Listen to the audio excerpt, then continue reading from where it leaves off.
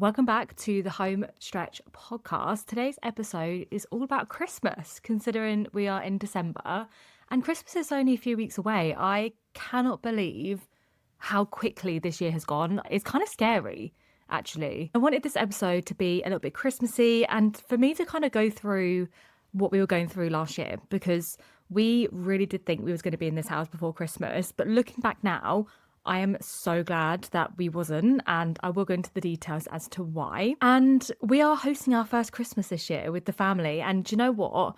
We said to ourselves last year, if we move in before Christmas, we'll host everyone.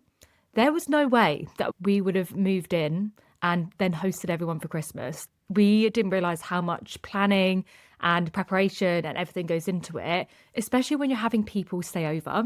And I will tell you one thing, I feel like when you have a date that people are coming round, you kind of like get a move on with things to do around the house. Like we had gone through stages of painting and then not painting for 4 months. And now we've got family coming down from Scotland, like my family, and then Nathan's family is coming over as well. We basically want to get the rooms like more or less nice enough for people to actually stay in and enjoy staying here, if that makes sense, and just feel quite like more comfortable and more homely. So it has definitely kicked our act into gear a little bit, I won't lie. But yeah, this whole episode, I want it to be all about Christmas, all about hosting and diving into a little bit about last year and why we thought we was going to be in before Christmas and we really wasn't, considering we had to wait another 3 months after all of our searches and stuff were completed. Anyways, let's dive into today's episode.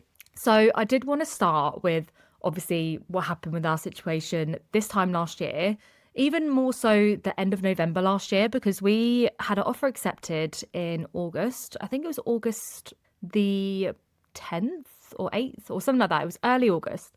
And then we obviously had our searches done. So coming up to end of November, all of our searches were completely finished. We were like, happy days, amazing. And the sellers also thought that their side to do with them moving into their new build, like their searches were all completed too. Now, we were all so sure, us and the sellers included, that we were going to be in this house before Christmas last year. And I remember making TikTok videos and I was like, manifesting moving in before Christmas, it's going to happen, because deep down I actually thought it was, but the universe was working in ways which I didn't know. And it was like, you do not want to move in before Christmas. So we didn't. And whether that's down to the universe or down to the seller's solicitor not even starting the searches basically until after our searches was done, that was really fun. So yeah, in terms of us and our side, all of our searches were completed by the end of November last year. So once this was done, we were kind of like, oh, to the sellers, we were talking to the sellers and we said, well, what's going on with your side? Are we moving in before Christmas or not? And they were like, yeah, well, our solicitor seems to think that we will. And I was like, oh, great, amazing. And then it kind of came out that they were actually waiting for a lot of paperwork from the new build solicitor. So when you're moving into a new build, you think that that person or that new build isn't in the chain, but they actually are.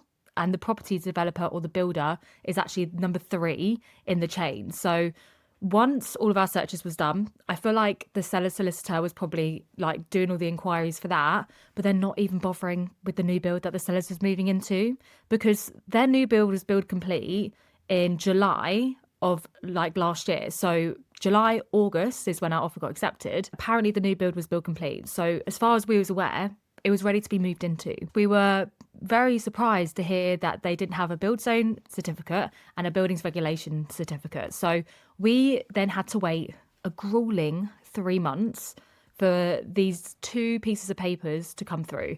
Now, I don't know whether the builder or the property developer thought he would get away with it and not provide these, but if you have a new build, you need to provide those documents. They are very important, and it basically covers the people moving in for literally like 10 years. If there's structural damage or things that go wrong with the house, like it covers them. And I remember as well, the property developer or the solicitor of the property developer even said, oh, well, we didn't have to provide this to the like another client. Basically, the property developer built 9 houses on this small estate. Sellers was moving into one of them. Now, they had sold maybe 2 or 3 before our sellers, and they didn't provide this with those other sales. And I'm like, what solicitor isn't asking for these? It was really weird. And then during this whole process, obviously we were getting frustrated. The sellers were getting frustrated because we all seriously thought we was going to move in before Christmas. The seller solicitor actually reached out to another solicitor that their client was also buying another house at the same time. And they were having the exact same issues as us. They weren't getting these certificates and these documents, and it was stalling their chain, and they had a bigger chain. So I would hate to be those people in that chain. So yeah, we basically waited for weeks and, well, months really, for these documents. Obviously, Christmas comes around, and when Christmas does come around, in terms of the house buying process, you need to be prepared for people to slow down. If you're not near exchange or completion, literally in December, then expect to move in the new year.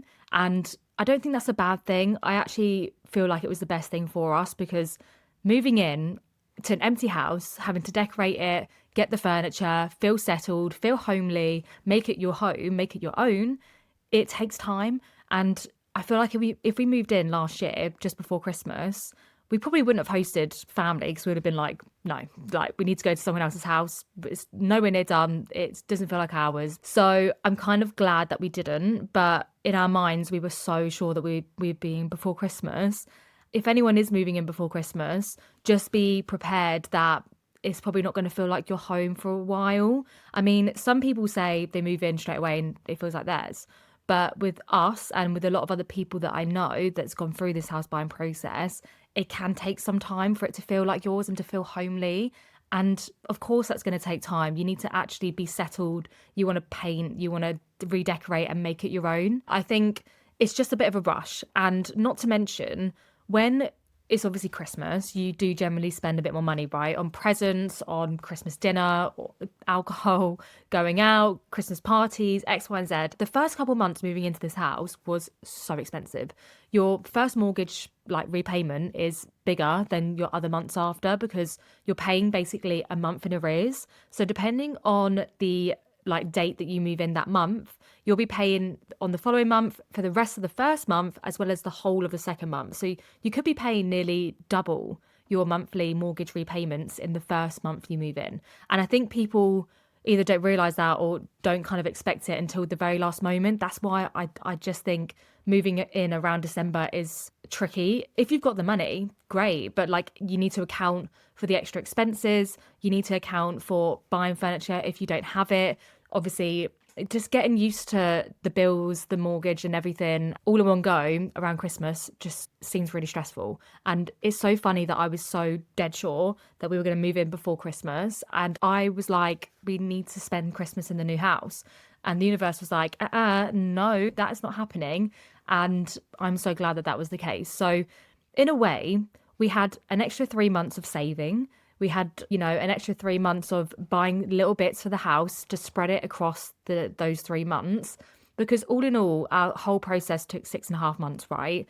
If we moved in those 3 months, we would have struggled a little bit, to be honest. So realistically, looking back, it was the best thing for us. And that's not meaning to say that moving in December or just before Christmas is a bad idea. If you've saved up the money, if you've got furniture and stuff, or if the house is very kind of how you like it, maybe it's quite modern, maybe it's a new build, then that's okay too. So I feel like there's lots of different things that factor in, and you have to do what's right for you. And for us at the time, I thought it was the right thing, but looking back now, I'm so glad we didn't. It definitely taught us, well, me in general, a lot of patience, and a lot of, you kind of just have to trust in the process.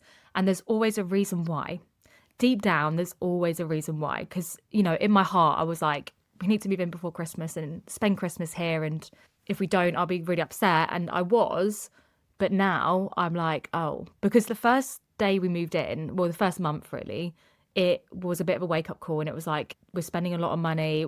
Even your first food shop, I think we spent £200 or £300 on our very first food shop, buying kind of the essentials and stuff that you can keep in your cupboards, like spices, cleaning stuff, even a Hoover. I think our Hoover was £350.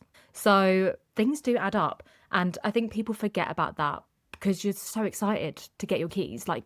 That's all you think about. You just think about exchanging, completing, having it done and dusted, not speaking to solicitors for a very long time, and not having to worry about where you stand in terms of inquiries and whatnot. So that's just my little take on kind of moving in before Christmas, as well as what we dealt with and what we went through. Because, yeah, it's always interesting to hear it from someone that has already gone through it, I think. So if you are thinking about moving in that time, just make sure you're prepared. That is all I'm saying.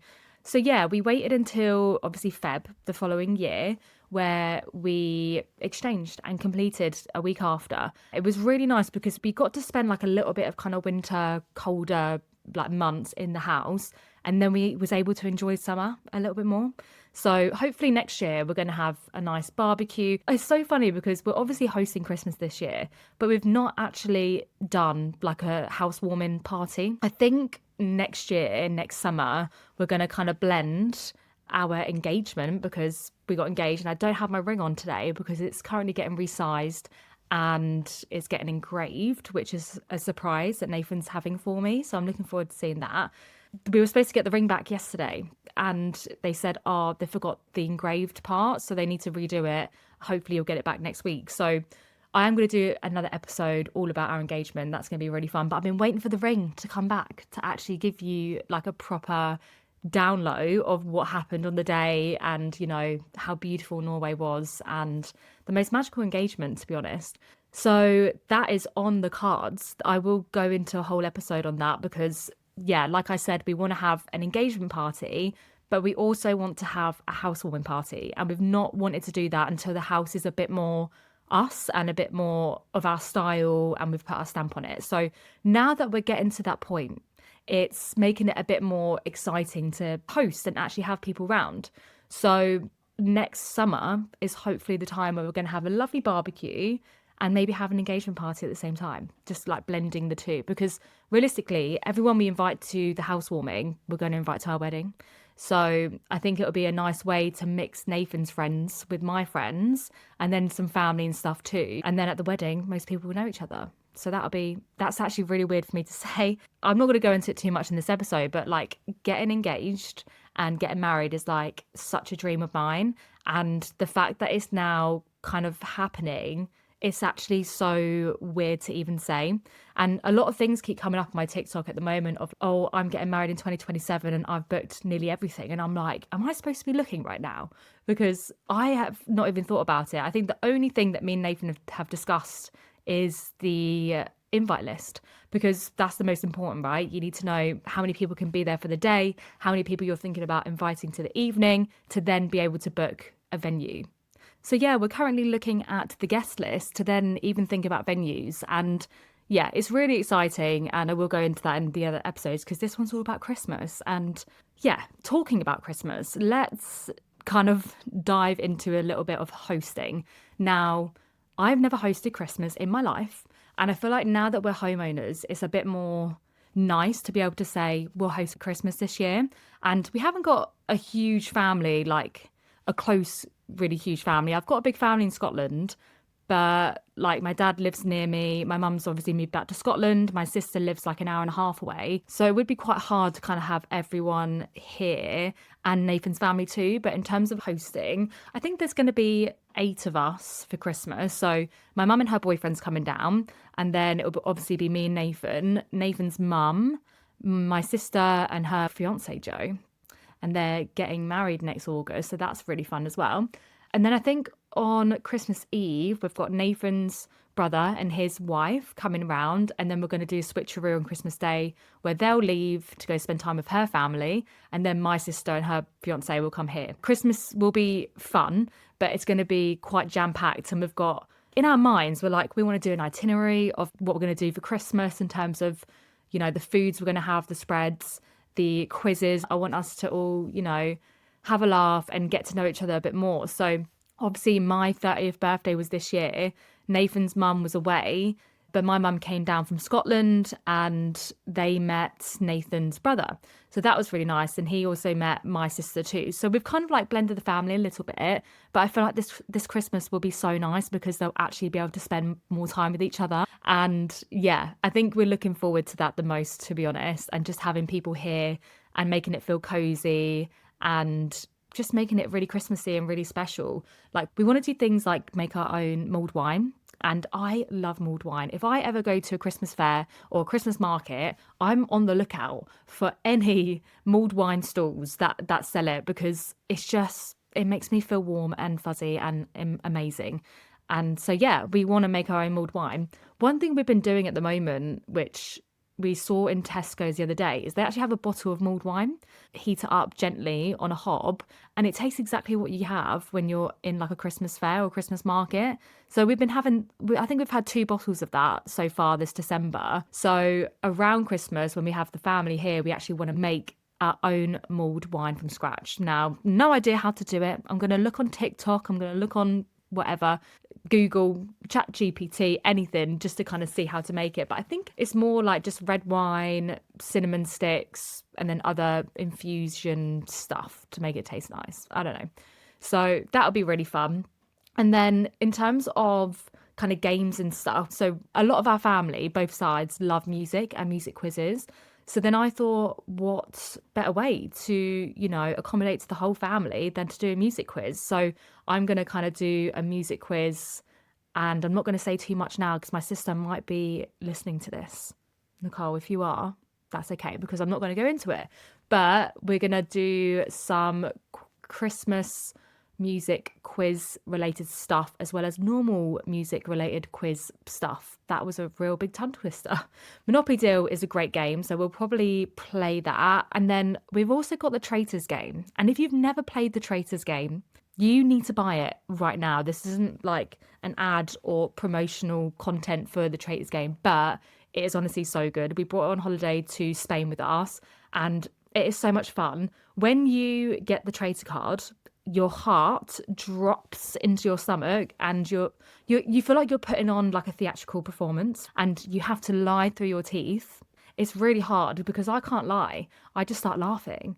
So I'm like Alan Carr when he was in the most recent Traitors. I can't keep myself together. And my sister and my mum know me so well. They know when I'm lying. And then when I'm a faithful, I also like can't hold myself together either. So then they think I'm lying and think I'm a traitor. So I'm kind of in a loss for all of it, to be honest. But it's a really fun game to play with family. And I think you can play it up to 8 people. So I think we're going to be fine with that, to be honest. And then I also came up with the idea of doing like a personal quiz. So the kind of idea is for everyone to have their own topics that they are passionate about or that they like. For example, mine might be the solar system, space, stars, planets, that sort of thing. And we're going to get everyone to go off and create 5 questions of their own. So mine might be, what's the closest planet to the sun, or something like that. They can be as hard as they want, they can be as easy as they want, and they can give their own answer. So I don't know, how hot is the sun? You can give to the closest 1000 something. Like, you can kind of create the rules yourself. And we're going to get everyone to do 5 questions each and then go through them around Christmas. And it's kind of like a general knowledge quiz, but because everyone's interests will be different, hopefully no one has the same questions. But I think that's quite a nice way to test people's knowledge and to have a bit of fun, and also to be able to bring in people's, passions or what they love, and in a fun, like, wholehearted way, and not so serious either. I feel like both of our families just aren't too serious, that they love to have a bit of fun and a laugh. So I think, yeah, that would be good. Because when me and Nathan was on the cruise ship, if you've ever been on a cruise before, you will know there is certain families or certain people that are like quiz masters, and they're at every single quiz and they win every single quiz. And it's slightly annoying, but it's kind of like, you got to give it to them because they're obviously super smart, and they probably do quizzes all the time at home, so you just got to give it to him, really. And it came to a point actually where this one family was winning every single quiz, and usually they give away like a bottle of wine or something for a prize, and by the end of the holiday they were just giving it away to random people because they had so many bottles of wine. And I'm like, wow, that's pretty impressive, to be honest. So yeah, quizzes are fun, and I think this Christmas will just be that extra special because we're going to do our own personal kind of quiz. So another thing to talk about when it comes to do with Christmas is Christmas decorations, right? Obviously, this is our first Christmas. We had 0 decorations, 0 anything. So it's been really fun to kind of go to different shops like B&M, Dunelm, The Range to look for Christmas decks. And you'd be surprised about how expensive they are. Like we got this like cute little reindeer. It's about, I don't know, the size of a cat, and it like lights up and stuff, and it's really nice. And it was a tenner, and it was on sale. It was like half price. I think that was in Dunelm, pretty sure.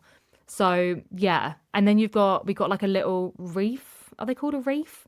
The sort of thing that goes along the fireplace that looks kind of Christmassy and looks like a fake long tree of a Christmas tree, if that kind of makes sense. I don't know what it's called actually, but we got that from the range, and that I think that was about £20, which actually isn't that bad. I thought it was going to be more than that. But then we've been getting like little bits, like B&M have really cute small things. For example, I managed to reach over because it was there, but we got this cute little sort of white house with sparkles on it.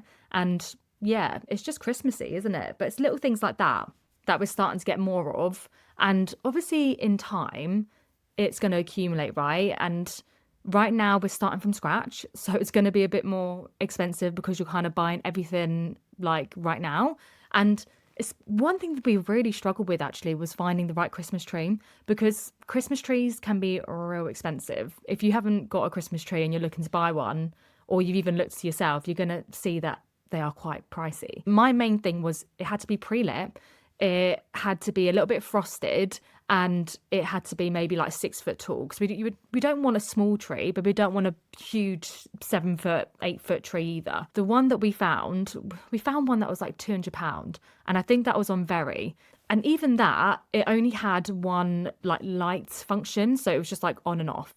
Whereas for me, I like having glowy ones or ones that fade in and out, or some that just pop in different ones every now and again. Like just depending what mood you're in, you can just change it, right? That's what we wanted. And then when we had a little further look, we saw that Next had a 6 foot pre-lit Christmas tree, frosted, that had 8 different light settings, and it was a total of £130, which for me, for a 6 foot Christmas tree, is actually pretty good. And considering the lights on it were really good, and we've actually got it up here, and I'll put a photo here on YouTube so you can actually see what it looks like. It's obviously, you know, a little work in progress, and we need to put a tree topper and stuff on it. But it's such a nice first Christmas tree to have. The only thing that I will say with that though, and I don't know if it's the same with all kind of brand new Christmas trees, but when we opened it, it smelled really weird. And it kind of makes me feel a bit sick thinking about it now. And it doesn't smell that bad now because I've been spraying it with like room spray, but it smelled like cat wee. That's the only way that I can describe it. And as we were putting the baubles on, I could just smell it, and it was making me feel really sick. But yeah, I think that's the only negative from the Christmas tree. But it's really easy to kind of put up. And when the box came, the box looked really small. And I thought, how is there going to be a 6 foot Christmas tree in that box? But there was. And I don't know how, but it was there. So we put that up on the 1st of December. So that was really cute. And then all the baubles that we got were from B&M. And I think altogether we maybe spent like £15. And there were 2 different boxes. So we had one kind of goldy, a lot of our stuff in here is gold. And then we bought one with navy kind of baubles, sort of similar to the, you know, the paint that we've got and the pillows and stuff. So I think for us, we were happy with that mixture. And then it's so cute. A few of my friends got me, like the year we got engaged, tree ornaments. And yeah, some like personalised ones. So we put them on the tree as well, which is really cute. And then we went to the local Christmas fair, and they had a little Frenchie popping out of a present, and it was £5, which I think is quite a lot actually thinking back to it now. But it's made out of tin. It was a small independent business, and I love supporting small independent businesses. And yeah, it's now near the top of the Christmas tree. So the only thing now for it is the, you know, like the bottom part of a Christmas tree to cover up the bottom of it basically, but it looks like wooden. We're waiting for that to come. And then also the topper, like a Christmas tree topper. We don't really know what we want to put up there yet, whether it's a star or whatnot. But yeah, that's the last thing we're going to do. And to be fair, I think I ordered the bottom thing yesterday from Amazon, and it was like £17 or £18 altogether, including free delivery with Amazon Prime. And I think that might be arriving today. So if I do add the photo in the next day or two, then I'll add it with that. I think Christmas tree, we've got that done now. We've got kind of the Christmas decks that we've got and we're quite happy with how things are. I think the only thing left to sort out now is the food and the alcohol and the snacks and the cheese and the crackers and the mulled wine and the Baileys. I've never really had Baileys at Christmas, but I'm really looking forward to having some. Some people put Baileys in their hot chocolate over Christmas, and that sounds real nice. So I might have to give that a go. So yeah, we're kind of looking forward to getting the turkey. I think this Christmas we're going to have turkey and gammon. And I'm not going to lie, Nathan cooks the best roast dinner ever. So I feel like we're going to have like the best Christmas, and everyone's going to be real happy. So I think Christmas Eve, we're planning on doing more of the snacky bits and kind of like a Christmas tapas spread. That's the only way I can describe it. A lot of people are doing Christmas related pastries, and they're wrapping up brie, or they've got is it camembert like in the middle, or cutting up the camembert into pieces and then having it in a tray so people can just dip as and when. The stuff that I've seen online is so cute and so Christmassy, and yeah, I think we're definitely going to like delve into our bit of creativity for stuff like that. I think Christmas Eve will be really nice, things like that. And then we'll have a small Christmas Day breakfast. Nothing too mad or crazy though, because I feel like the roast dinner is going to be big. And I'll do a whole video on that, I reckon, because that'll be more of a vlog. And that's another thing. I was this close to doing Vlogmas this year, but I don't know if I'm ready to do daily posts again, because I did do it before leading up to when I was 30, and I did it for like 2 months straight of like daily vlogs on my TikTok, and it just was a lot. I feel like it was fun and I really liked it, but to do Vlogmas, you have to really commit to it. And a lot of things that you see online, especially on YouTube or any social media platform, to be honest, everything just looks very aesthetic. People are spending a lot of money, and I feel like that's not reality. So I feel like if I was to do Vlogmas, it would literally be like one day of the week where we went and bought Christmas presents and stuff. Like, I just don't think there's enough content for me to be able to do Vlogmas. And in saying that, I might even do 7 days before Christmas, that sort of thing, of kind of like YouTube style vlogs, and try and make that a bit more Christmassy. But doing it from December, like the 1st, that I couldn't do it. I feel like it's a massive commitment, and yeah, it just seemed like a lot. And I'm actually quite busy at the moment with work and with other stuff. So I just thought, for me, maybe leave it for this year, but next year might be a different story. But I do love watching people's Vlogmas and stuff. I find it really Christmassy and festive, and it gets me into the Christmas spirit. One kind of influencer that I've loved for the longest time is Megan Grubb. Now, she's like a fitness influencer, but she's more of a lifestyle influencer now. And I have watched her videos from when she started on YouTube, like probably like 8 years ago now or something. Originally, I was really inspired by the way she was like sharing her workout, sharing what she ate, and her body it still is incredible. And I just feel like I always looked up to her and I thought, oh, you're so cool. She's just very edgy. She's a bit, I don't know. It's hard to explain if you've never heard of her or ever seen her stuff. But I feel like she's very authentic and very real and down to earth. And that's why I really love her as a creator. There's not many creators that I love. And it's always weird when you watch kind of your favorite creators online and you feel like you know them. And with her, I felt like I do know her, because she does talk about in-depth things about her life. And there was one turning point actually when it was the lockdown, and she was doing a live. She was doing like workout lives and stuff.